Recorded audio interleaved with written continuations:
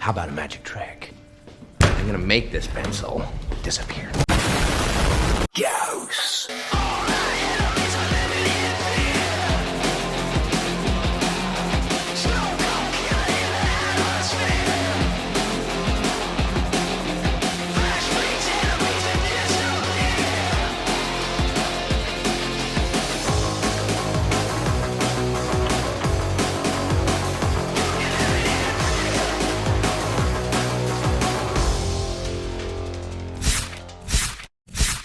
Welcome guys, Audie here, and this is Liam's ultimate build for Slam Gauss. Timestamps will be available for all the sections in the description.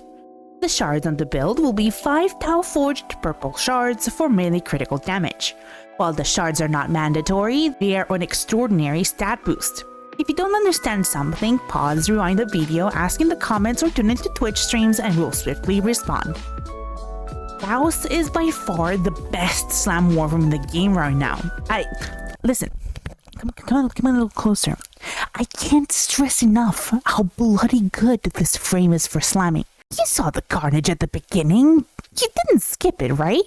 Anyway, what I meant is you're going to see exactly why he's so good in this video. Starting with abilities. Mach Rush, Gauss's first ability, is used for the slam animation cancel. The Mach Rush speed scales with sprint speed and movement speed bonuses. Not that we need it. While rushing, Gauss can jump from the ground, but not double jump. Rolling, meleeing, aiming, or fire charging a weapon will also cancel the rush. Mach Rush uses energy to sprint, which boosts our survivability since we run 2 auger mods for shield gating. Do note that Mach Rush's energy drain from holding down the ability to dash is not converted into shields by auger mods. The second ability, Kinetic Plating, is mainly used for energy generation. It will generate armor plating that converts a portion of absorbed physical heat, cold, and blast damage into energy. Also, it protects Gauss from being staggered or knocked down. So Prime Sure-Footed comes pre-installed with this frame. This will protect against incoming impact, puncture, cold, heat, and blast damage types, while also giving immunity to heat, cold, blast, stagger, and knockdown statuses while it's effective.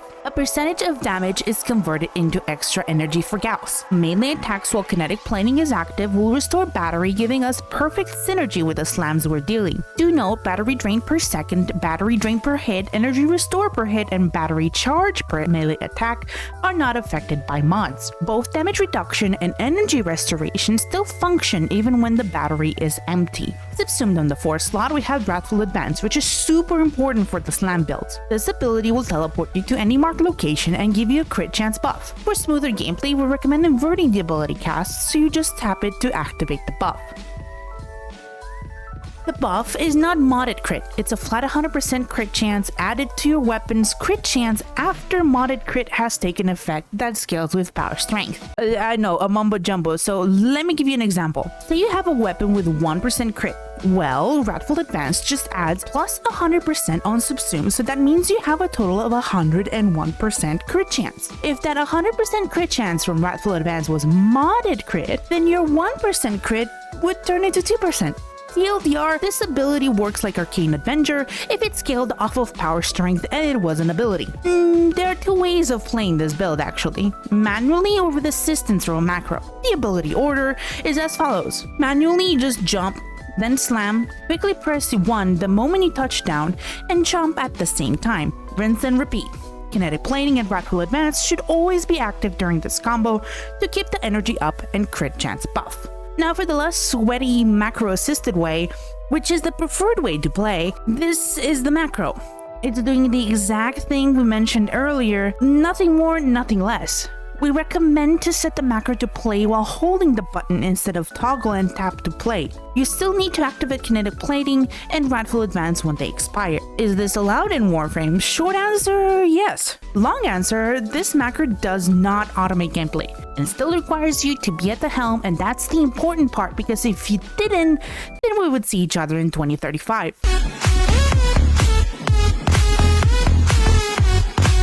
This macro is only intended to facilitate accessibility to a combo that would make you lose your fingers, your mind, or give you carpal tunnel. Back in my day, we had something similar, the maiming strike macros. Nobody got in trouble for that, so anyway, going into the Warframe build. On our aura mod, corrosive projection for 85% damage versus armored targets. Here are the duration mods, efficiency and energy mods, and strength mods and arcane. Arcane Fury is for melee damage, while for survivability, we're only running this mod. Nero mods are giving 200% slam damage and 200% melee damage. Neros are extremely important. They're a massive boost in damage. Any primary weapon works, just take Amalgam Serration and we don't need an arcane, but take Dexterity because you might as well. The secondary weapon doesn't matter either. Make sure you take two very important auger mods for shield gating and secondary dexterity, with Amalgam Barrel Diffusion being a good addition. For the Magistar Incarnon, you want to take Evolution 3 Seismic Slam for 100% slam radius, and Evolution 4 Critical Parallel for increased base critical chance and increased base critical damage multiplier. The stance doesn't matter, and Exilus is utility.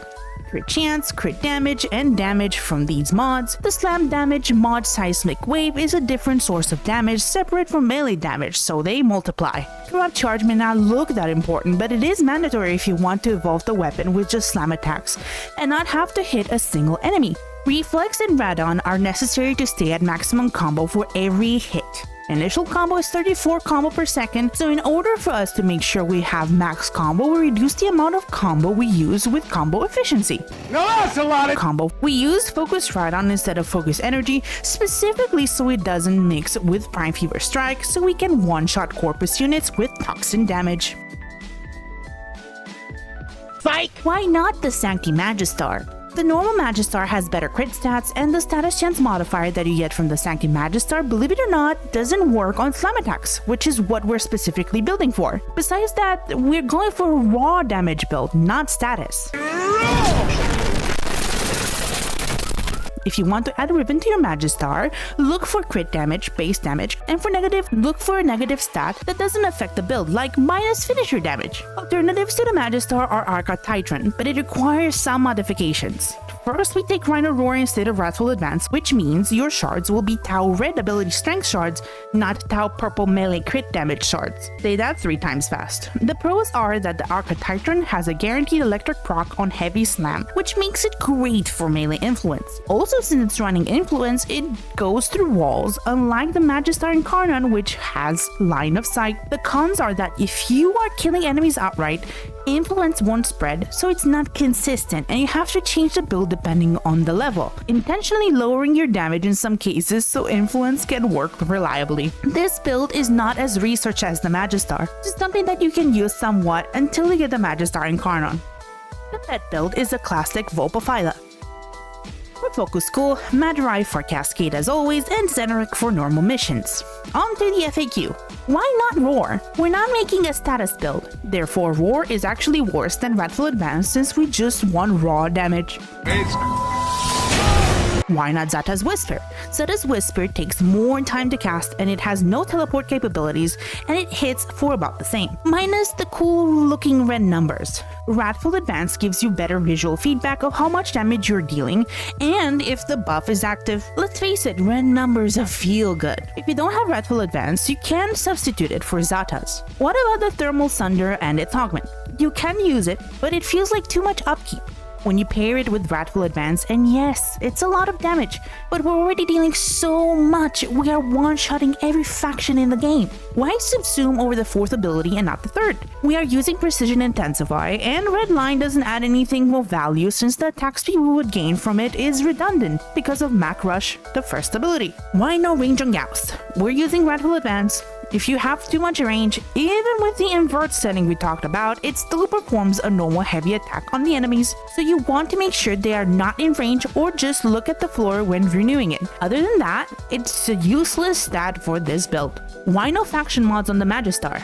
You would have to change them out for every faction, and some factions don't even have faction mods. If you do want to put a faction mod in, remove Prime Pressure Point. And that's it! Sub, like, comment, and join the Discord, and tune in to catch Liam live.